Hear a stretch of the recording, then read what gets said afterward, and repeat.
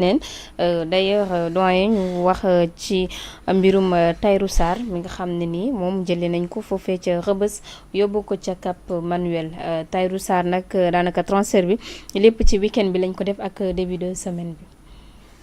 waaw en fait mooy ñooñu nga xam ne rek ñun dañ leen considérer comme des otages politiques. Des otages politiques yoo xam ni am na lu ñu leen jiiñ ci wàllu koom yoo xam ni. c'est lu contradictoire loo xam ni. àddina si yëpp ba léegi dañoo yéemu. blanchiment de capitaux. waaw parce que blanchiment de capitaux yoo xam ne mi ngi jóge trésor public. Détournement de deniers publics pour des gens qui n'ont jamais assumé une seule fonction dans l'État du Sénégal officiel dans l'administration sénégalaise. du ñu ministre du ñu DG du ñu leneen. du ñu sax planton. li ñu doon mooy kenn ki borom c'est un privé. ñoom ñaar ñëpp ce sont des privés. Oui. Mais kenn ki c'est un député. boo xam ni askanam moo ko fal. mooy Farba Ngom. Oui. Donc aujourd'hui jusqu'à présent ñi ngi toog. nee nañu dañu nekk ci instruction la ñu nekk ba léegi. ay mag lañu ñu ci bëri ay nit la ñu nga xam ne xëy na ñi ngi amee ay tolof ci seen wér-gu-yaram. loolu yëpp nag responsabilité ñi nga xam ne ñoo leen téye la. à le risque et péril nañu continuer di leen téye. bon que yóbbu nañ ko.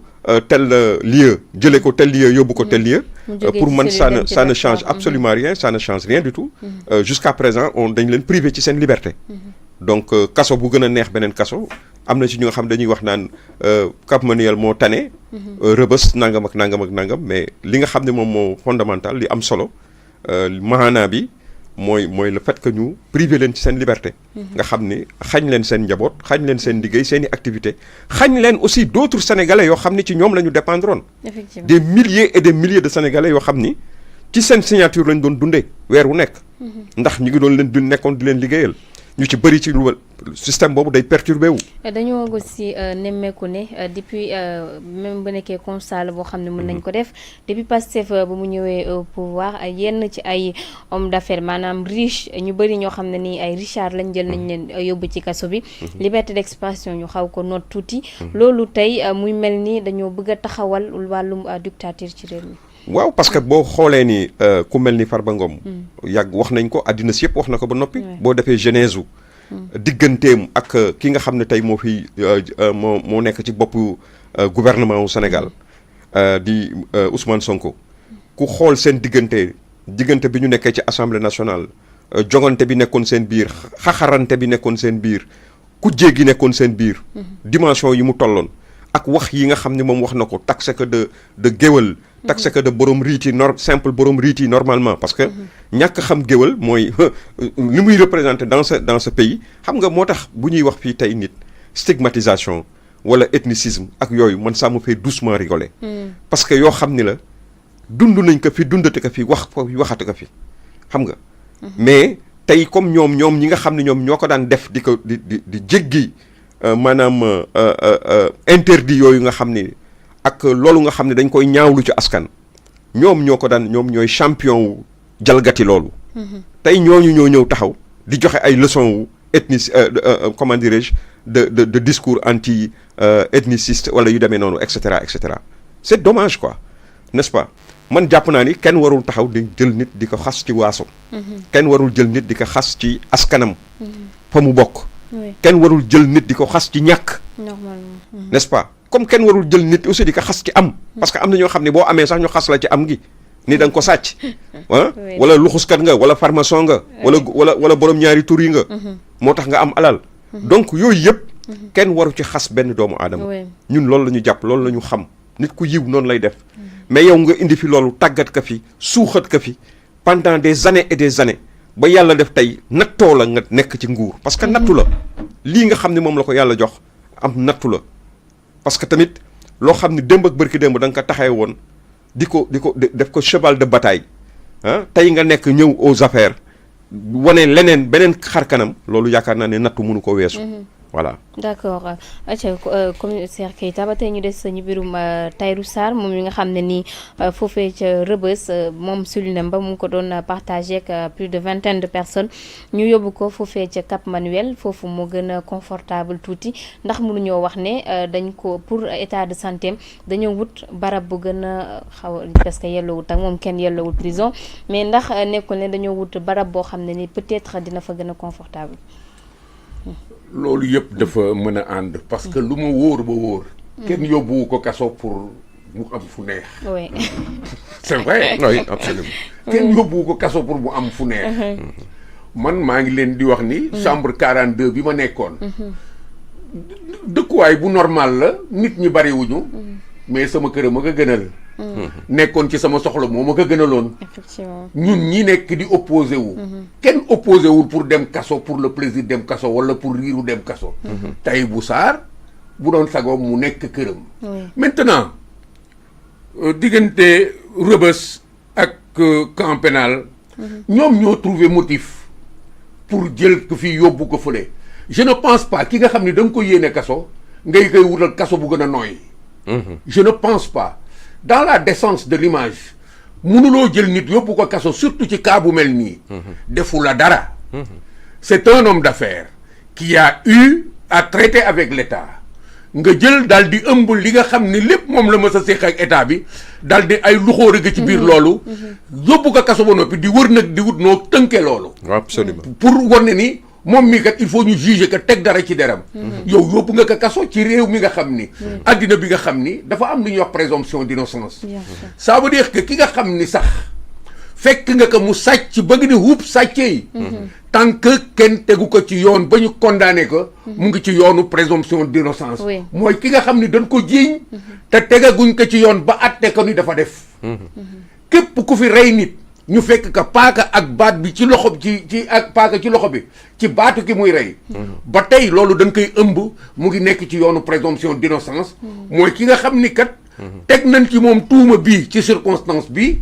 dana war a àgg ba fële astama ki nga xam ni. fi nga ko wax ni fa la jëlee xaalis bi yow yaa ko jox. nguur gi moo ko jox ci anam yi nga xam ni dafa organiser wu ci li nga xam ni moom la nguur di doxe nga bugg ko def délinquant yóbbu ko kaso. fële xawma Cap Manuel ak fële de mon point de vue. je crois que li ma ciy sentir. c'est dans la gestion de cet univers là. ñoom confort u yore Farba Ngom. des milliers de personnes di ko seeti. yore Tahirou Sarr. des centaines voire des milliers de personnes di ko seeti. Lat Diop nekk foofu. des tonnes de personnes di ko seeti. nu mu tuddati encore Khadim Ba nekk fa des tonnes de personnes di ko seeti. je crois que ñoom ci seen confort gérer situation carcérale bi man foofu laa trouver motif kenn waxuma nag man maa am sama xel rek di def ay projection parce que ba léegi xawma exactement lan moo nekk à la base de cette décision là mais il y a comme l'a dit l'autre il gagnerait à prêter attention à ceci nous sommes entre Sénégalais te ñun ñëpp li ñuy sentir mooy li nga xam ni amel nañ ko sunu réew ak li ñu sunu réew amee ci ñi ko yoree soo jëlee ay nit teg leen ci yenn situation yi moment bi ngay décider loolu yaa ngi ci sa donkaa sigi ci sa pouvoir di ponkal lu def li ngay def di jaay doole mais xalaatal ni bis boobu day wees ñoom jëkkuñoo yore Sénégal lii jëkkuñu ko wax ci ñoom danoo jiiñaate injustice ba agsi fii nanu bàyyi seen xel ci ni ëllëg dafay am kon loolu ak lu mënti xew nanu bàyyi xel ci ni ñii dañu am njaboot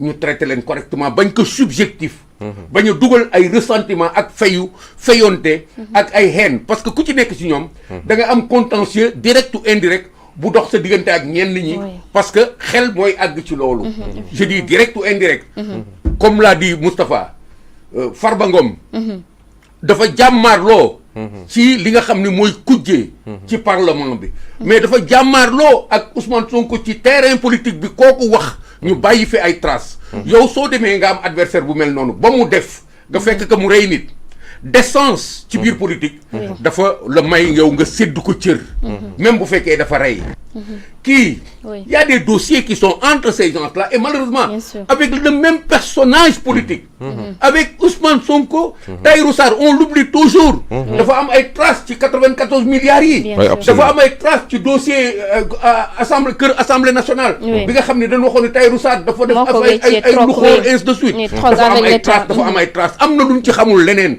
parce que finalement nous avons un premier ministre aussi qui n'est pas exempt de reproche par rapport ak wut xaalis man nin ma xamee di wax naan commissaire Keita ku bugg xaalis la da doon def business mais nous avons eu un homme un fonctionnaire ici li ñuy wax di ko dégg su fekkee ni lépp dëgg la ça veut dire que période bi nga xam ne nekkagul premier ministre période bi nga xam ne il était en activité ku bàyyi woon xel ci ni dajale alal D'accord. mën na nekk nga nekk fonctionnaire alors situation yi dalay boole ak nit ñu bari qu'est-ce qu'il y a dans le fond entre ce système politique qui gouverne la justice donc qui gouverne tout l'appareil jusqu'à la prison lan la ñu dugal ci biir li nga xam ne day xajamal ni ñu gérer détenus yi c'est ça qui est extraordinaire pour la première fois on a un cas comme ça et pourtant Oui. ñoom bi ñu nekkee kaso ba li nga doon feeñ ci li nga xam ne moo leen daloon surtout kilifa yi mooy on prenait soin de les amener même à l'hôpital de les consulter à chaque fois on prenait soin de D'accord. s'occuper de leur confort ba waa ji daan ci 450 000 mètres carrés lañ ma déggoon ak télévision ak rajo ak je ne sais pas quoi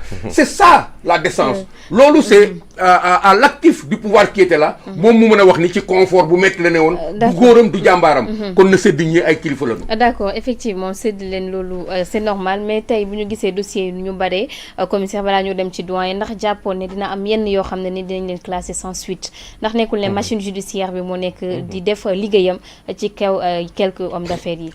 ci fi nga ñu woowee su ma waxee loolu rek loolu day fermer débat bi day fermer débat. c'est un aspect du comportement de l'administration judiciaire que de gérer des dossiers mu am ci yu àgg mu am ci yi nga xam ni mais yii dossier dafa di dossiers yi nga xam ni warut woon am xaw ma ndax comprendre nga warut woon am loolu mooy objet wu débat bi parce que le motif de fond est politique et aujourd'hui même bu fekkee un dossier bu war a am la on est piégé par le fait que l'institution judiciaire est accusée de soumission c'est-à-dire ñun suñu justice dafa tëdd dafa sëgg dafay raam ci kanamu exécutif bi donc lu fi ñëw rek dañu war a ubbi débat bu yaatu pour protéger ñi nga xam ni ñoom ñoo nekk ci kaso bi parce que lii moo leen di protéger wóor na ma ni man bi ma duggee ci kaso bi am na nu mu doon demee su fekkoon ni bruit amul ci gannaaw xëy na dinaa fa gën a yàgg dinaa fa gën a sonn dina gën a metti dinañ ma wong dinañ ma poñe dinañ ma boole ay xale ñu may caw guddi ainsi de suite on ne sait pas loolu parce que c'est des réalités fortes qui sont là donc nous ne pouvons pas dire que ni c'est des dossiers en cours ainsi de suite loolu dafa normal daanaka foofu doo leen ci taxaw maanaam da ngeen di koy waxtaane ba keroog ngeen di am li ngeen di bëgg dañuy wax dëggantaan waxtaane que ba keroog ñu gis li nga xam ni dinañu woon ni ñii kat ils sont de bonne foi suñu gisee nag ils sont de mauvaise foi tey ñu dee on va le dire et on va continuer à le dire d'accord dinañ des ci yow doyen Amadou Moustapha ñu